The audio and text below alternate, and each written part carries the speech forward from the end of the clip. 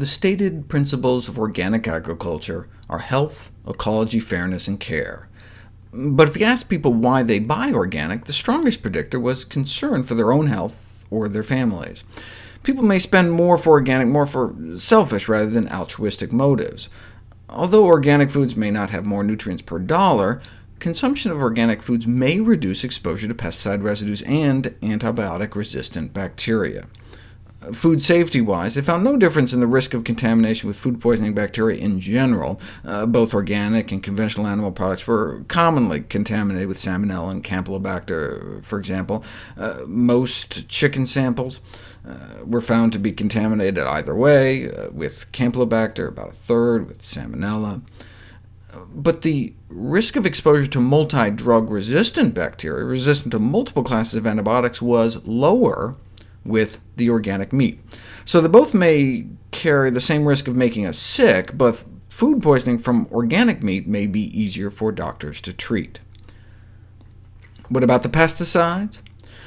There's a large body of evidence on the relation between exposure to pesticides and an elevated rate of chronic diseases, such as different types of cancer, diabetes, neurodegenerative disorders like Parkinson's, Alzheimer's, and ALS, as well as birth defects and reproductive disorders. But they're talking about people who live or work around pesticides.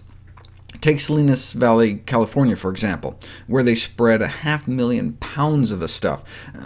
Daring to be pregnant in an agricultural community like that may impair childhood brain development, such that pregnant women with the highest levels running through their bodies, as measured in their urine, gave birth to children with an average deficit of about 7 IQ points.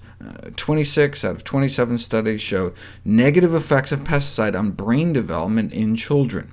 These included attention problems, developmental disorders, and short-term memory difficulties.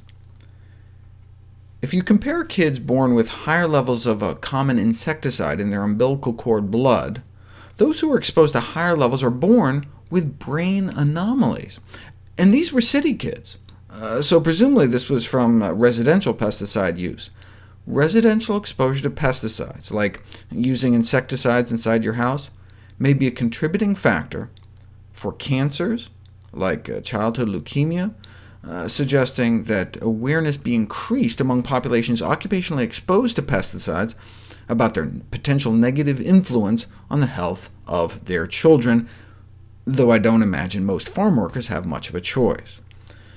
Pregnant farm workers may be doubling the odds of their child getting leukemia and increase their risk of getting a brain tumor. So conventional produce may be bad for the pregnant women who picks them, but what about our own family when we eat them?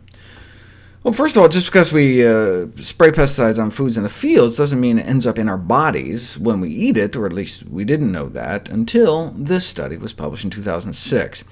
Researchers measured the levels of 2 pesticides running through children's bodies by measuring specific pesticide breakdown products in their urine. Here's the levels of pesticides flowing through the bodies of 3 to 11-year-olds during a few days on a conventional diet, then they went on an organic diet for 5 days, and then back to the conventional diet. It's clear that eating organic provides a dramatic and immediate protective effect against exposure to pesticides commonly used in agricultural production. The study was subsequently extended. Can you guess when the kids were eating organic? You don't even need the labels on the graph to tell. What about adults, though? We didn't know until now.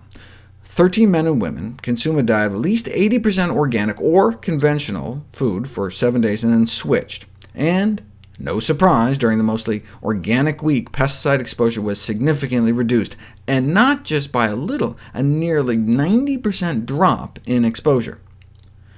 So it can be concluded that consumption of organic foods does provide protection against pesticides, but does that mean protection against disease? We don't know. The studies just have not been done. Nevertheless, in the meantime, the consumption of organic food provides a logical, precautionary approach.